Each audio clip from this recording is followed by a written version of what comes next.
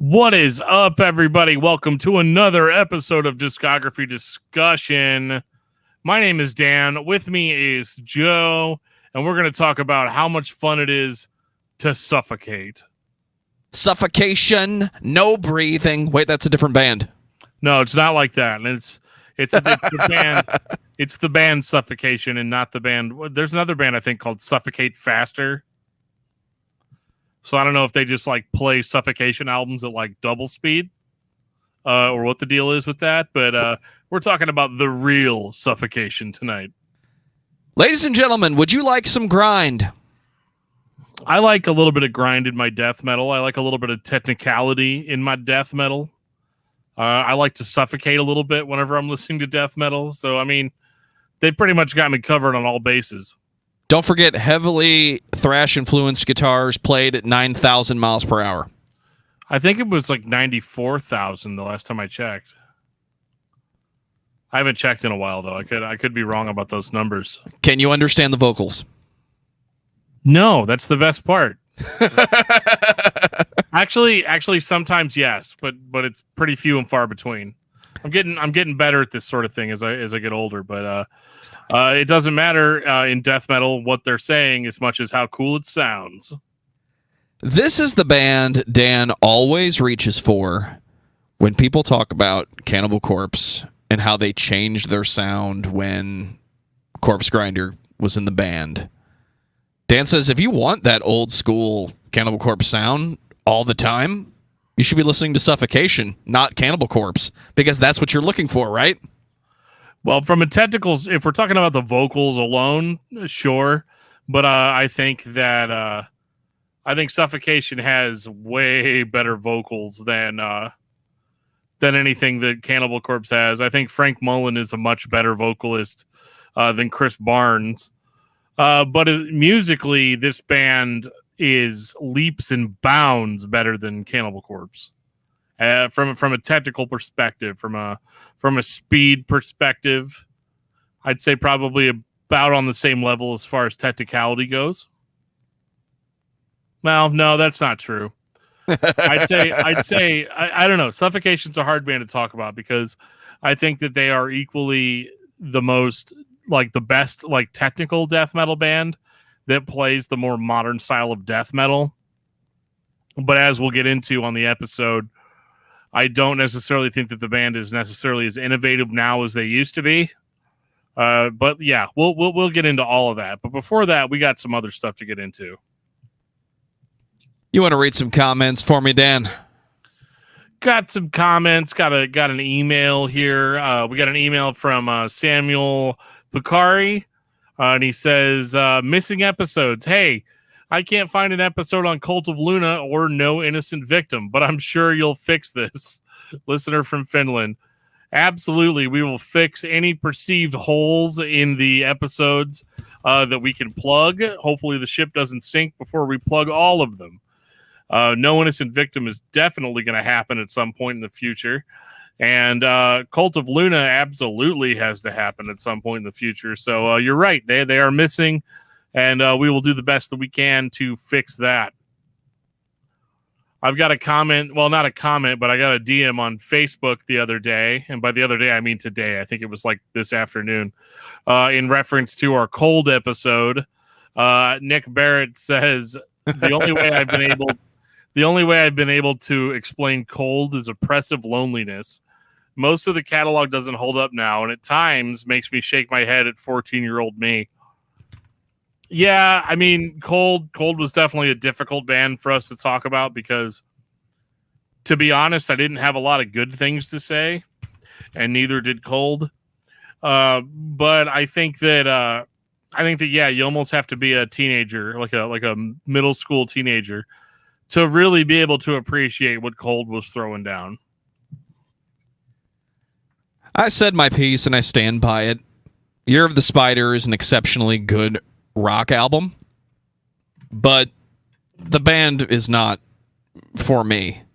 I don't always know who they're for, but maybe we just hit it on the head right there. It's entirely possible. 12 to 15-year-olds. There you go. That's cold. That's the audience. That's the spider army that will blot out the sky.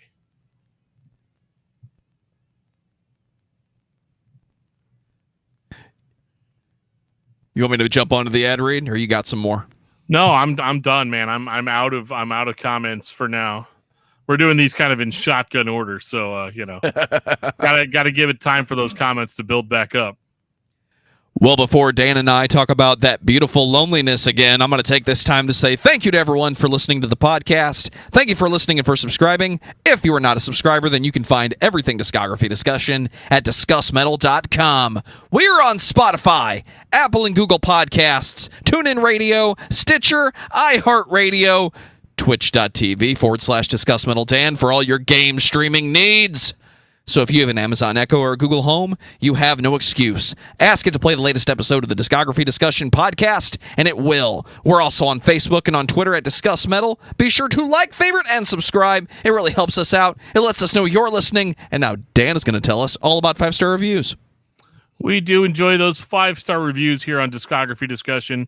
If you are listening to this podcast on Apple Podcasts, absolutely leave us a 5-star review. Or leave us, any other kind of review. It doesn't really matter. We're going to read it on the show regardless. So bring it. We also really, really enjoy it when you guys share the episode. So keep on sharing the episodes, guys.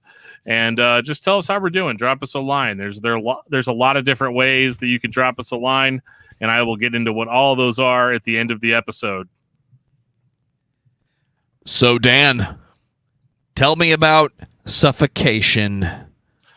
Well, have you ever been walking down the street and you're like, man, I'm having a lot of trouble breathing.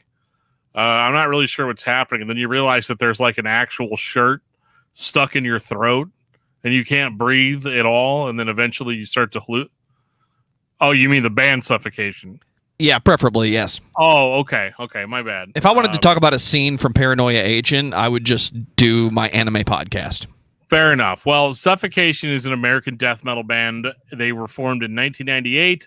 They are a New York band. There's something super brutal about New York bands. You mentioned Cannibal Corpse earlier, and they also started off in the New York area. But I will tell you that Suffocation is a band that was worshipped and copied by just about every modern death metal band that's out there.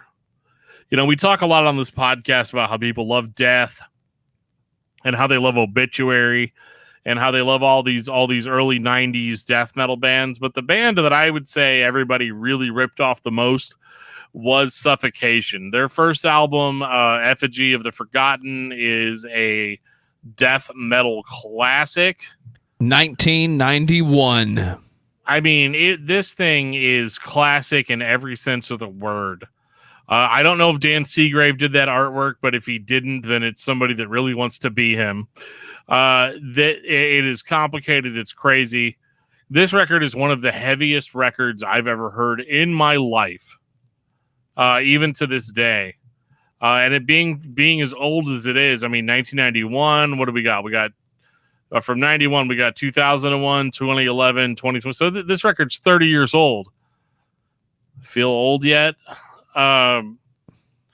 This is still one of the heaviest records I've ever heard. And what does Suffocation do? Well, they play death metal. They play fast, intricate, technical death metal. Bands maybe weren't sure what direction they wanted to take. You had bands like Cannibal Corpse that were were choppy and heavy and had that brutality, but they didn't have a whole lot in the technicality department in the early days. Obituary went in more of kind of a chill, almost groove direction. Death was over there playing was out there playing Calculus 7 with what they were doing. Pestilence also being kind of more of a technical band. But I think Suffocation kind of hit this special spot where they were like, we want to keep the brutality in check. Because if you listen to bands like Death in their later career, they became ultra technical, but they weren't as brutal as they once were.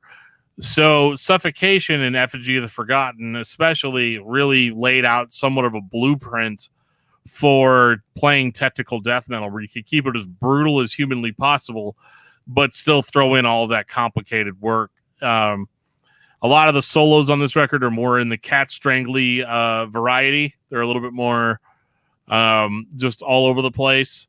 But it was the riffs, the absolute assault of riffs, and the breakneck speed of the music that really drove the point home that Suffocation was a band that was next level. And the thing that I find the most next level about them is the vocals. The vocals are so deep and so, as the kids would say, it's super sick sounding.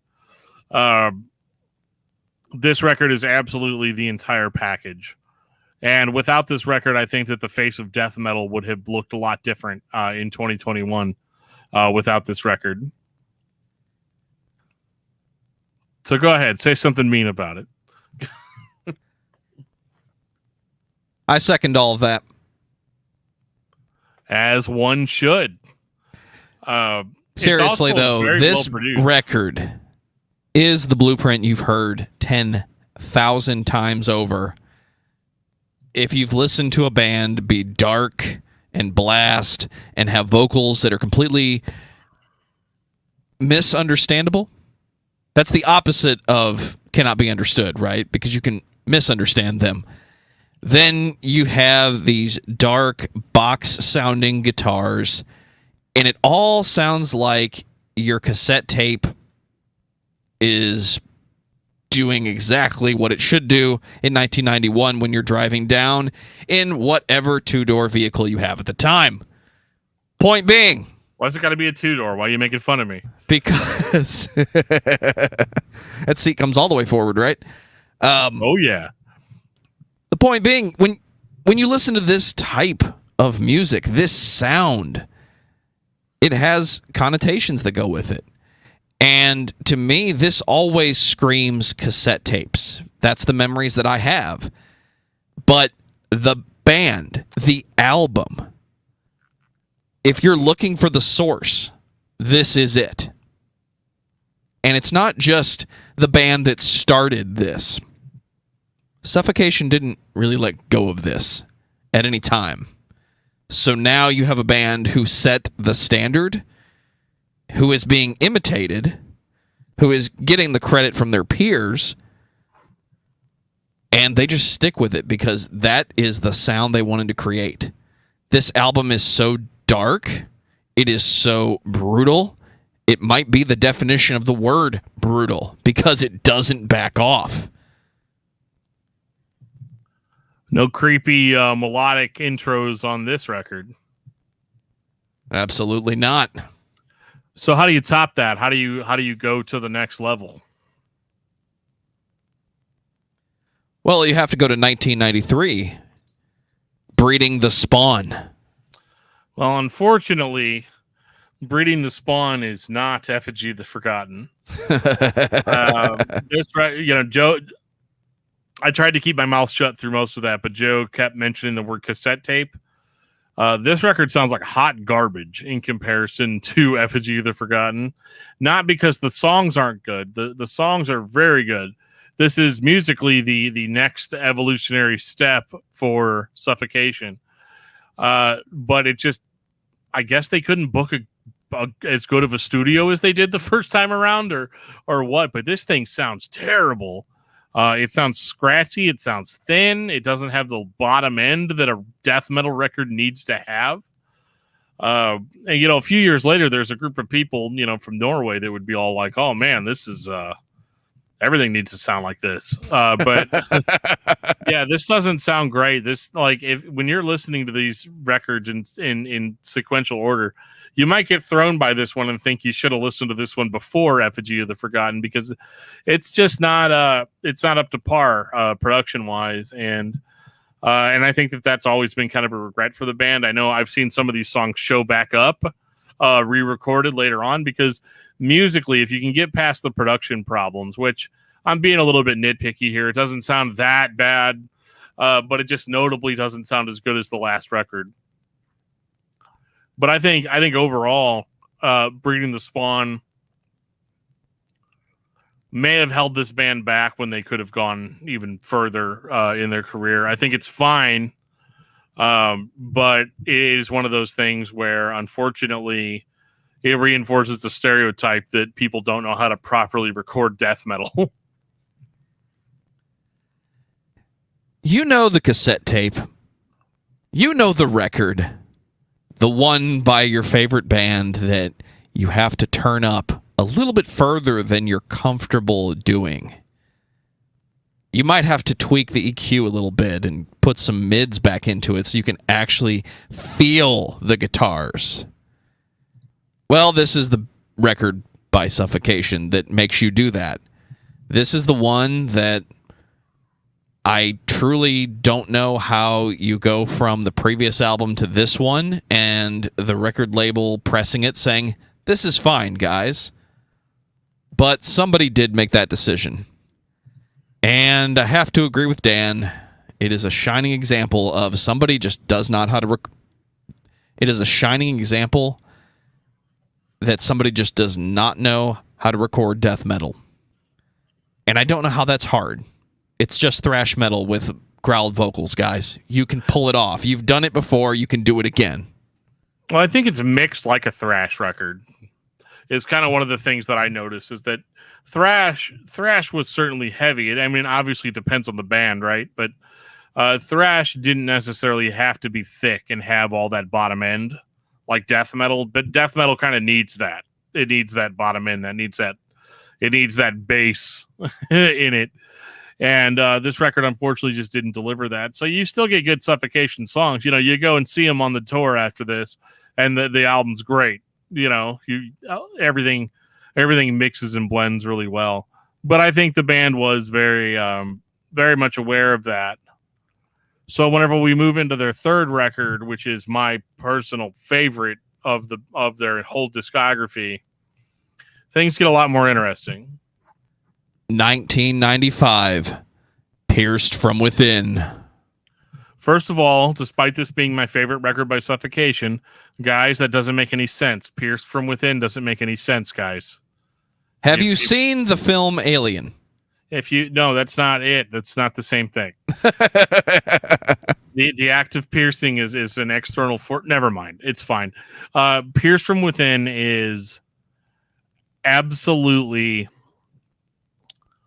devastatingly brutal in comparison even to Effigy of the Forgotten, which I think might have been just as brutal if it had been recorded a little bit better. That record was well recorded. I'm not arguing that. But Pierced from Within is like the next level of heaviness from Suffocation. And I think that they are so insanely deep. I mean, I see this like the vocals are disgustingly deep. The guitar tone has all of that bottom end that I've been going on and on and on about. Everything just has this absolutely devastating, heavy, almost fuzz to it that I just can't get past. The drumming is nigh impossible. And I think one of the things that I love the most about listening to some of these 90s death metal records, the drumming's all real. As unbelievable as that may seem with what you're actually hearing. And you know, I know a bunch of people that listen to stuff like Infinite Annihilator and stuff like that now are like, oh shit, the drums aren't like super, aren't super impressive. But it's like, no, yeah, but they weren't made on a MacBook. Like an actual human being had to sit down and play this. And that is arguably more interesting. Yeah, I mean, I said the same thing. The band that they remind me the most of from this time period is a band that we've already covered, which is Cryptopsy. They have a very similar, like pushing the limits of what death metal can be and making it so undigestible for the average person. And a guy like me is going to listen to this and be like, oh my God, this is the best thing I've ever heard in my life. Whereas, you know, your parents may not feel that way. And, you know, probably, you know, even the dude that you go to school with that wears Metallica shirts every day. His name's Josh, by the way, I've decided, you know, those guys, even they're going to listen to something like Pierced from Within and be like, what are you doing? This isn't great. But like, there are so many bands that were so influenced by this band in their early career that like you wouldn't have half the genres you have now. You like these guys played breakdowns before there were like breakdowns as we know them today, like metal breakdowns. And they, you know, we wouldn't have stuff like slam. We wouldn't have stuff like deathcore without bands like Suffocation. I don't think Suffocation plays either of those styles because let's be honest, they didn't exist at the time. But this is absolutely where those newer bands. This is where they were coming from. This is again, you know, this band puts out 3 records in the 90s, and then 2 of them are blueprints for modern music now. And I think that's what's interesting is you listen to something like Pierced from Within now, and you're like, oh, what year did this come out? And you're expecting somebody to tell you 2000 and something. But no, this is 1995. And I think that's super significant. I'm not going to lie and say that Suffocation has the most varied discography by any They stretch definitely of the do not. Because, you know, I think that this is where the argument, and we'll get into the next record before I make this point, but it's a solid point for bands like this. If you needed a shining example of death metal that has absolutely no mids, this is the old stereotype. This is 1995, where we didn't just cut the mids out of the guitars. We cut the mids out of the vocals. We cut the mids out of the drums. We cut the mids out of everything. It's a sound that not everybody got right, but this band puts it together, and it just makes the record sound dark. I got a little bit of joy every time I hear a band that directly influenced Brendan Small and Death Clock. Because for a lot of people, Death Clock was this new thing, even though it was kind of a joke. And by kind of a joke, I mean it was a cartoon, people. And even listening to Suffocation, I hear some of those early Nathan Explosion decisions, and I think, this dude knows what he's talking about. He didn't just come up with this idea for the most brutal band of all time. He actually took sources and made it happen. And apparently one of those sources is the vocals of Suffocation on Pierced from Within. This album doesn't let up either. It's still a straight-ahead blast of heaviness and brutality, and that is exactly what you're here for if you're listening to Suffocation. And not to hold off Dan's point any longer, 2004, Souls to Deny. So obviously 2004 is a pretty big gap from 1995. What happened with the band? Well, they just kind of broke up, you know. It was just one of those things that, you know, we had a bunch of guys that were leaving, and they did a lot of tours in 1995 after Pierce from Within. And, you know, it was just one of those things where I think that they just had enough. They'd been burned out. And so they just went quiet. They did decide to reform in 2003, and they've been going strong ever since. And so with this record, now we're kind of in the modern age, right? So like, what is 2004 Suffocation going to sound like that we haven't ever heard before? Well, it's not going to sound like anything you haven't heard before because it's Suffocation. It's going to sound exactly like what you're expecting. And the most shocking thing about it is going to be the vocal production. It's still going to be a brutal as fuck death metal record. I dare say, you're welcome. Well, there are some differences. The biggest thing that I noticed was there's a little bit more of a focus on this record on melody that the band had not really had before. So they're taking kind of the more techie aspect of the band and kind of ramping that up a little bit. I think these guys still do it better than most of the tech death bands that are out there. But this record, yeah, if you like Suffocation, you're not going to have any problems with this one. I have to agree with Joe, though. The vocal production's a little bit weird on it. They're over just a little bit. It's almost like they're overproducing somebody that doesn't need to be overproduced. I mean, dude's vocals just sound like a garbage can full of rocks being dragged across the ground. I don't know why we need that doubled. With an echo effect on it. It's very weird. It's not distracting, but it is kind of sadly one of the most notable things about this album. I think for a Suffocation comeback, if you were a fan back in the day, this is your time to be all like, yeah, man, Suffocation. Am I right? And you're not wrong. I have to admit, I don't like this as much as the classic material, but I do appreciate kind of the bigger focus on technicality, as well as the solos are a little bit more than just your garden variety cat strangler solos. And I think the boys are great. I think that they're not. I think the biggest thing to take away is I think that after Effigy of the Forgotten, everybody expected everything Suffocation was doing was going to be innovative. And I think that they kind of played their innovation card on that first album.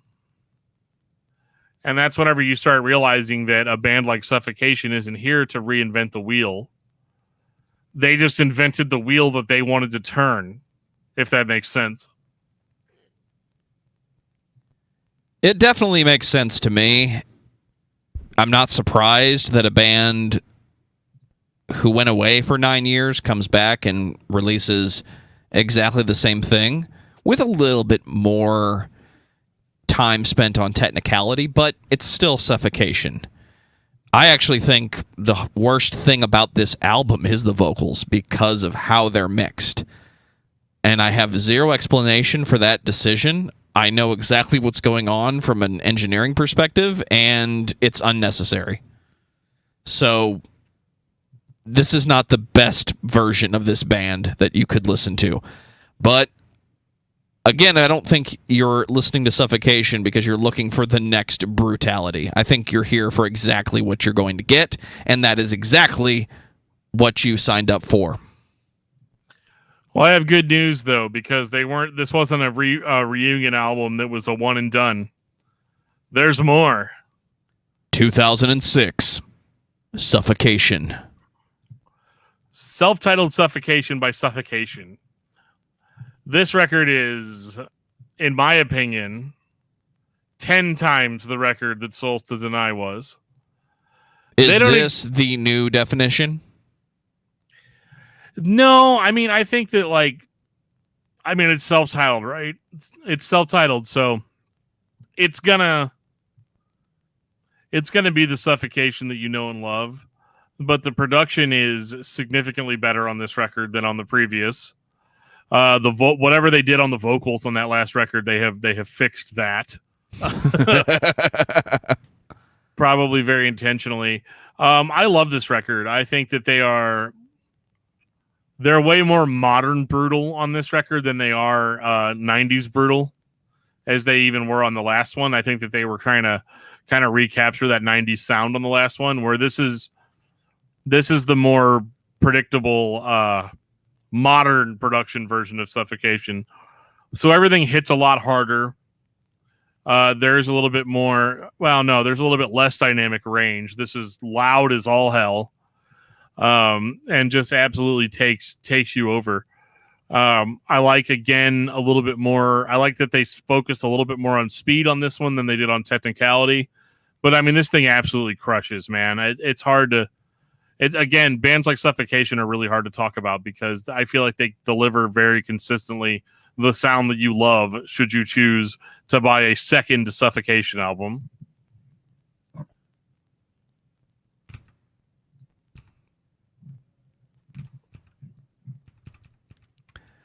I think if you're listening to Suffocation, you're signing up for exactly what's coming next. And what we have here is some of the heaviest death metal that anyone has recorded. But think about 2006. How old school does this album sound? No matter how improved the production is, it still sounds kind of old school. So yeah, they had better toys. They had better production for theoretically less money. and it's still Suffocation being as brutal and intense as possible. To me, that is something you cannot exchange for an innovative band. I know it's a broken record at this point, but Suffocation, if I'm listening to this, I want that brutality that I know the band is going to give me no matter what. And they definitely continue to deliver. Yeah, and I think this is another example, too, of like if you're listening to it all at once, as we often do, you are going to kind of start feeling like, oh, wow, it's like one big, long record. It's not that. It really is. Every record has something unique about it. But the reality is that the Suffocation that you fell in love with is going to be the Suffocation that you're going to get from here on out. There's not going to be any more. There's not going to be any side roads. They're not going to decide to go grindcore on one record, or they're not going to decide to go full slam. They're just absolutely playing into their pocket. And in their defense, they sewed that pocket. Not very many bands invent their own style to play and then just stick with that. 2009, Blood Oath. Did you like the last album? Not only did I like the last album, I wanted more intense double bass with my blasting. Well, you're going to get it here. What I think is interesting about Suffocation, and I kind of said this a minute ago, but it's interesting their dedication to the craft, as well as their dedication to not veering off into different genres. They don't play death grind. They don't play traditional death metal either. They stick out traditional death metal, but not in the way we talk about other technical death metal bands, where some of those bands are a little bit more concerned with ear candy. And I think that these guys still, for whatever reason, just enjoy the brutal more so than the melodic, kind of weird jazzy stuff that you'd get out of other technical death metal bands. Because as much as as technical as I think that Suffocation is and how hard their music is to play, I do think that they somehow avoid the progressive metal tag, because they are kind of in and out. They don't overstay their welcome. Every record is exactly the length that it should be. And you don't have to put up with a whole bunch of filler. I would never accuse this band of creating filler, because even if it's filler, it's still heavier than the majority of the technical death metal bands that you're going to be listening to this week. I agree with that. I mean, I think that these guys are the real deal. I think Blood Oath, with trying to avoid not talking about the record at all directly, it's just that it's more Suffocation, and it's hard to say that without it saying it like I'm saying it negatively, but I'm not. Like, I like having more Suffocation to listen to. And they're a band, though, that I would definitely say maybe you don't need every album by the band. You might be okay with just maybe 2 or 3 highlights. And so I don't necessarily think Blood Oath is like their finest work, but if it's your first Suffocation album, you're going to fall in love. You're going to love the other records as well. Excuse me, sir. I came for the blast. I got the blast. I am satisfied. Another satisfied customer. 2013, Pinnacle of Bedlam. Love the cover artwork on this one. It's like skeleton Cthulhu holding the justice scales. I don't even know what's going on with this one, but I could definitely tell you what I know is going on musically. And that's just the Pinnacle of Bedlam is. Tell me if this sounds familiar. It is another technical death metal offering from the band Suffocation. Have you ever wanted 100% consistency from your band? I mean, even Iron Maiden that we talked about last week wasn't 100%, but they were in the upper echelon of the 90%. Here is Suffocation, who, despite the production on one album, is effectively giving you exactly what you're here for, not letting up, and not asking you to buy into some new shit they created today. I mean, I have to be honest, I don't necessarily think that their songwriting chops are necessarily up to par with those first 3 albums. And I guess this is where people are going to call us posers. It's okay. It's not the first time it's happened. Just go right ahead. But it is kind of one of those.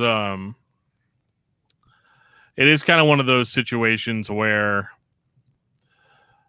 I question how much more one could reinvent the wheel playing this style of music, because you have to think of how hard these songs have to be to even compose. And this is one of those bands. When I'm listening to Suffocation, I always think to myself, how do these guys even remember what to play? How do you not accidentally go into another song? It's less about the composition and more about the sound when you get to this type of death metal. And we've talked about it before. There's only so much you can do with the lower 3 frets of your guitar, and yet here is Suffocation writing another album where they are still giving you that brutal staccato stopping with, we're going to play as fast as possible. That doesn't mean that it's not difficult to play, but how hard is it to write? Sometimes I question whether or not you need to put thought into this, or if you just need to write a bunch of ideas and then throw them in a blender, and whatever comes out of it, that's your song. Now, if you do that 12 or 13 times, it still sounds like a new set of songs. That's not to discredit this band, but I don't think it's complicated as much as it's harder to pull off than it is to actually sit down and write. I can agree with that. I mean, I think sometimes it's the technical performance that's the main attraction. And that's definitely the main attraction for me, especially as we kind of move into the next record. I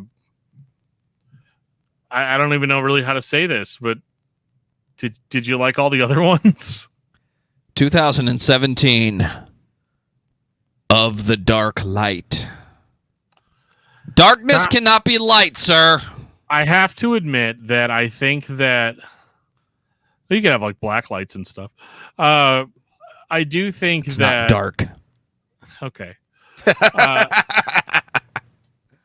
I admit that I kind of thought this was going to be like a cattle decapitation death atlas sort of thing, just because this cover is so I hate to say this, but it's so generically technical death metal.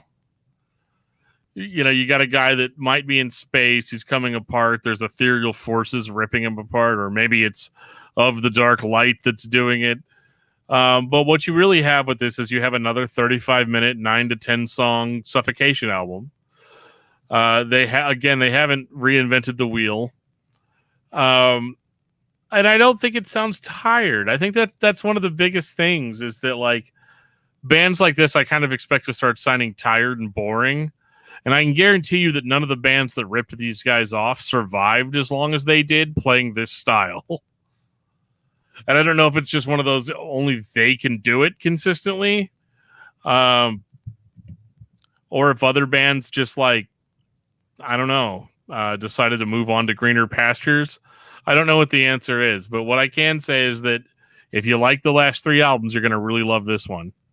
If you liked Effigy of the Forgotten, you're going to love this one. Like Suffocation doesn't make bad albums. I will admit that they make albums that sound largely the same.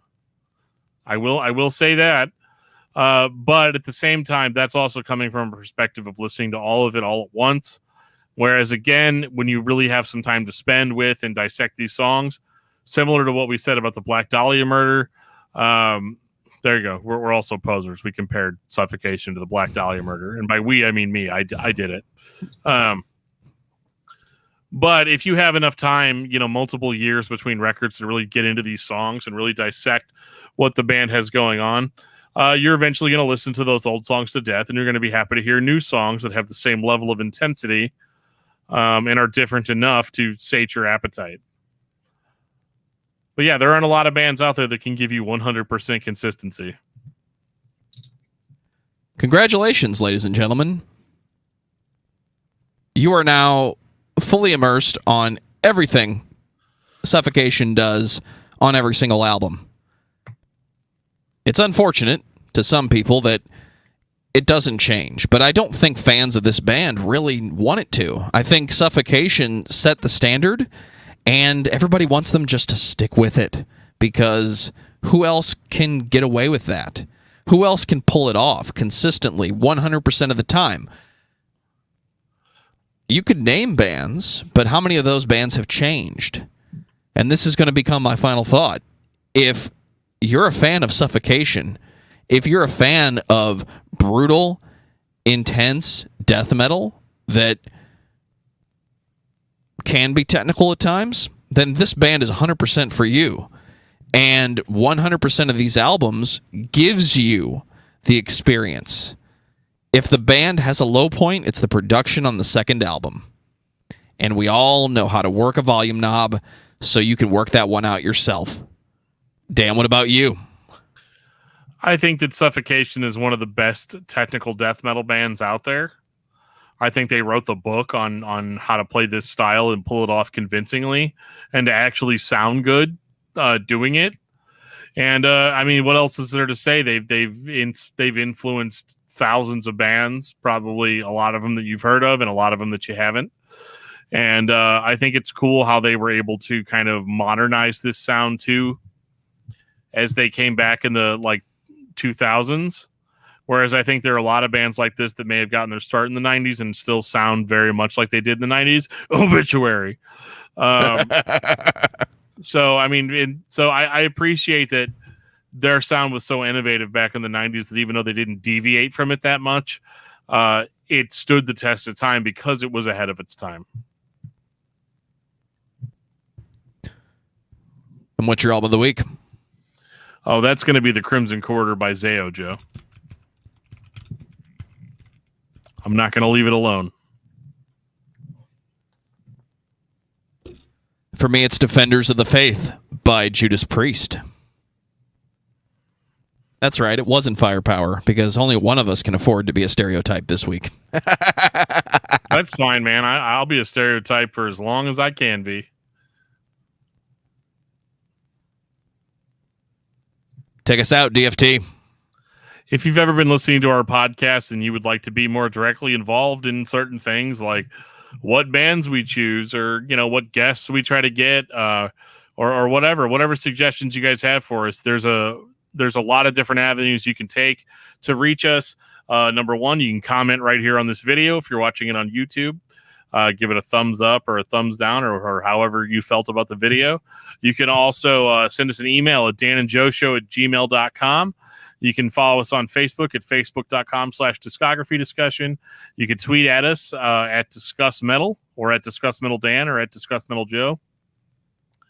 You can follow us on our Discord server, and by follow us, I mean you can click on the link in the show notes that'll take you right to our Discord server where we can chat and have fun, and we have a really great time over there. You can find us on Instagram, also at discussmetal. We have a Teespring store set up. If you want some sweet discography discussion merch, you can check out the link in our show notes that'll take you right there. And we always have Patreon. We've been doing Patreon hangouts for the last few months, and they've been very, very, very fun getting to talk to you guys face to face. So if you have any suggestions for us, definitely reach out. Let us know. And on that note, this has been episode 225 of Discography Discussion. Thank you for listening. You can like us on Facebook and follow us on Twitter at discussmetal. Subscribe to our podcast everywhere you listen to podcasts, including Google Play, Apple Podcasts, and Stitcher. Visit discussmetal.com for all things discography discussion, and please send questions and comments to danandjoeshow@gmail.com. If you are not a patron, you can become one at patreon.com/discussmetal. We have some sweet perks. Hey, Joe, can I have some money? $1 a month gets you into that exclusive album review feed. Thank you guys so much for watching. We'll see you next time.